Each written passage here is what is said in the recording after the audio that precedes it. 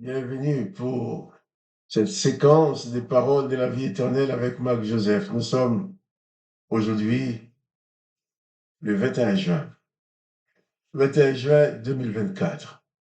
Et je suis revenu encore pour te redire que ce 21 juin 2024 est pour toi un jour de grâce et de bénédiction parce que Jésus-Christ est présent dans ta vie. Il faut le croire. Quand tu te lèves le matin, il faut tout de suite dire, Seigneur Jésus, merci pour cette journée de grâce. Merci pour cette journée de bénédiction que tu me donnes. Et tu reçoives cette grâce, cette bénédiction, avant même qu'elle puisse se manifester dans les circonstances de la journée. Je ne connais pas les gens que tu vas rencontrer. Je ne connais pas les problèmes que tu auras affrontés. Mais je connais une chose, c'est que Jésus-Christ a dit qu'il est avec toi tous les jours jusqu'à la fin du monde. Et ça, personne ne peut le changer. Et comme j'ai dit plusieurs fois hier, autant que Jésus-Christ est présent dans ta vie, tout demeure encore possible, car même quand Lazare était mort, Marthe va dire à Jésus, je sais tout ce que tu demandes à Dieu, il te l'accordera. Et Jésus va lui dire, ton frère ressuscitera.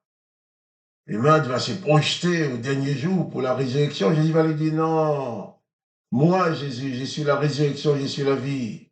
Celui qui croit en moi vivra même s'il meurt. Et il ajoute, si quelqu'un vit et croit en moi, il ne mourra jamais.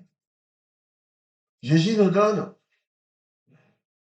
une victoire totale, complète, sur tous les événements de cette vie, même sur la mort. D'abord, il est venu dans ce monde où tous étaient condamnés à être exclus de la vie éternelle. Il dit, celui qui croit en moi vivra éternellement. Il est venu aussi où tout était sous la condamnation.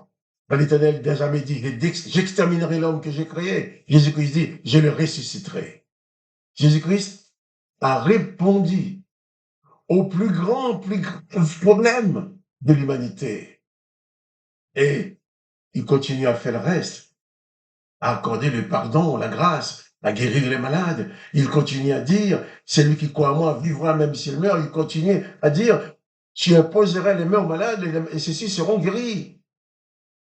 Jésus-Christ est la réponse de Dieu le Père pour toi. Réalise-le aujourd'hui, ce matin, cet après-midi. Réalise que Jésus-Christ est pour toi la réponse de Dieu. Quels que soient les problèmes, les difficultés que tu peux affronter, pas de panique. Jésus-Christ est la réponse. Approche-toi de Jésus-Christ. Approche-toi de tout ton cœur, avec foi, comme a fait Marthe.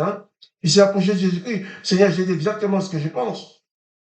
C'est même une forme de reproche. Si tu avais été là, mon frère serait pas mort, mais tu n'es pas là, il est mort. Mais toutefois, je sais que tout ce que tu demandes à Dieu, tu l'accorderas. Je garde encore l'espoir. Comme Marthe, garde l'espoir. Comme Marthe, même si les choses sont difficiles, réalise que tout ce que Jésus veut faire dans ta vie, il le fera. Tout ce que Jésus va demander au Père pour toi, il le fera. Personne ne peut l'empêcher. Alors, pas de panique face aux situations. Jésus-Christ a dit que nous pouvons prier en son nom. Et c'est ce que je vais faire avec toi. Tandis que j'ai prié, toi aussi, prie avec moi. Sois donc en communion pour cette prière. Et que la présence de Dieu puisse se manifester dans ta vie et que tu sois réconforté, fortifié, guéri. Et que tu puisses avoir suffisamment d'énergie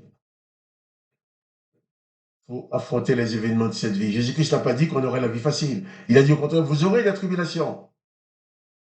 Mais sois courageux, car j'ai vaincu le monde. Jésus-Christ a déjà vaincu cette situation et tu as l'impression qu'il va t'écraser. Jésus-Christ a déjà vaincu pour toi. Installe-toi dans la foi, dans la victoire de Jésus-Christ. Prions. Père, merci d'avoir remporté pour nous toutes sortes de victoires et tu nous les as données en héritage. Et en cet instant, nous sommes là pour te dire merci. Merci pour ta bonté, merci pour ta miséricorde, merci pour la grâce, pour le pardon, pour la vie éternelle. Et je viens, Père, dans le nom de Jésus-Christ, te prier pour mon frère, ma sœur, pour cet homme, cette femme qui prie avec moi. Je proclame ta bénédiction dans sa vie. Tu as dit ce que nous demandons au Père, il le fera en ton nom, Jésus. Père, dans le nom de Jésus, je proclame ta bénédiction dans la vie de mon frère et de ma sœur. Dans le nom de Jésus, je proclame la guérison de son corps, Dans le nom de Jésus, je proclame la paix dans son âme, dans son esprit. Dans le nom de Jésus, je proclame la solution à ce problème. Papa, merci. Parce que tu nous donnes le privilège de pouvoir te parler. Et ça, en sachant bien que tu nous écoutes et tu te mets en action pour notre délivrance. Alors merci pour la délivrance de mes bien-aimés. Dans le nom de Jésus-Christ. Amen. Amen. Amen. Revenons à cette histoire de Lazare. Jean chapitre 11. Marthe qui dit, Seigneur, si tu avais été là, mon frère ne serait pas mort. Jésus qui dit, Lazare ressuscitera. Et Marthe qui va se projeter un peu. Jésus va dire, non, c'est pas pour au dernier jour, c'est pour maintenant. Je suis moi-même la résurrection et la vie. Et Jésus va dire, ton frère ressuscitera. Jésus va dire également, celui qui vit et qui croit en moi ne mourra jamais. Il posera, crois-tu cela? Crois-tu que Jésus-Christ te donne la vie éternelle? Crois-tu qu'en Jésus-Christ tu as la vie éternelle? Crois-tu qu'en Jésus-Christ rien ne peut t'empêcher d'accéder à la vie éternelle? Parce que Jésus-Christ a payé pour toi. Dieu le Père l'a envoyé exprès pour toi, pour que tu puisses accéder à la vie éternelle. Celui qui vit et croit en moi ne mourra jamais, dit Jésus. Et Maître, elle lui dit, oui Seigneur, je crois que tu es le Christ, le Fils de Dieu, qui devait venir dans le monde. Jésus pose la question, crois-tu cela? Mais il dit, Seigneur, je crois que tu es le Sauveur, le Fils de Dieu le Père, qui est venu dans ce monde pour nous sauver. La foi de Marthe s'est fortifiée. Il arrive à comprendre que Jésus va faire vraiment quelque chose. J'imagine le cœur de Marthe qui s'active un peu. Il dit, mais qu'est-ce qu'il va faire? Qu'est-ce qu'il va faire? Comment il va faire? Le corps sent déjà, le corps est déjà en état de putréfaction. Le corps est déjà depuis 4 jours dans la tombe. Et qu'est-ce qu'il va faire? Comment il va faire? Marthe pouvait se souvenir le moment où Jésus a dit, rien n'est impossible à Dieu. Et Jésus, le Fils de Dieu, est venu sur la terre pour manifester la puissance de l'amour et de la grâce de Dieu en faveur de l'humanité.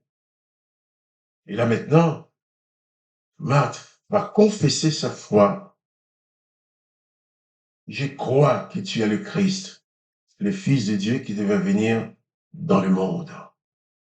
Toi aussi, je t'invite à confesser ta foi aussi comme Marthe en Jésus-Christ. Je crois, Jésus, que tu es le Fils de Dieu, que tu es le Sauveur de ma vie. Je crois que tu es celui qui me donne la vie. Je crois que tu es celui qui me guérit. Je crois que tu es celui qui répond à mes problèmes. Confesse ta foi comme a fait Marthe. Seigneur, oui, je crois que tu es le Sauveur, le Fils de Dieu qui vient dans le monde. Jésus-Christ est le Sauveur, le Fils de Dieu qui vient dans le monde pour te sauver, pour me sauver, pour nous sauver. Et Jésus a même dit que le Père ne l'a pas envoyé dans le monde pour qu'il juge et condamne le monde, mais le Père l'a envoyé pour que le monde soit sauvé. À la base de tout, Jésus est le Sauveur. Jésus n'a jamais été un condamnateur. Même ceux qui l'ont frappé, qui l'ont tué, qui l'ont craché dessus, celui qui l'ont accusé, ceux qui l'ont traité de démons, ceux qui ont maltraité Jésus, Jésus les a sauvés. Il les a pardonnés.